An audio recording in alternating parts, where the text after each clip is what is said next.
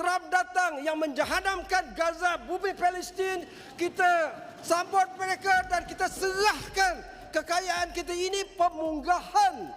Ini pemunggahan harta negara miskin Malaysia ke Amerika. Saya amat berasa duka cita. Saya zahirkan di sini, Malaysia sebuah negara yang berdaulat. Bukan saja berdaulat politiknya, tetapi ekonominya. Bagaimana dalam masa tak sampai 2 hari, Presiden Amerika datang ke sini, telah berjaya menandatangani perjanjian dengan kerajaan kita yang melibatkan begitu banyak konsesi Malaysia terpaksa bagi kepada Amerika dalam jumlah beberapa tahun ini berjumlah 1 trilion ringgit. Sedangkan apa faedah yang kita dapat? Kononnya tarif kita diturunkan. Amerika mengatakan mengenakan tarif kita 24%.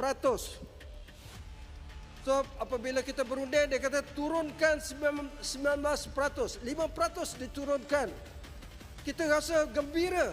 Yang tentukan 24%, Amerika yang turunkan 19% itu Amerika juga. Tetapi kita bagi concession yang begitu banyak kepada negara ini.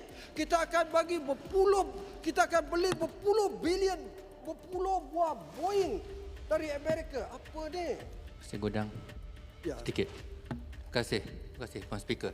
Adakah Pasal Godang bersetuju tadi bangkitkan tentang isu Petronas?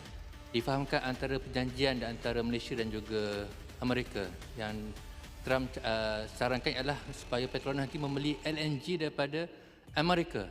Dan yang kebimbangan dibangkitkan oleh Pasal Godang tadi, adakah Pasal Godang setuju supaya kita bincangkan, kita bahaskan segala perjanjian yang ditangani oleh Malaysia dan juga US di dalam Dewan Rakyat ini? Terima kasih.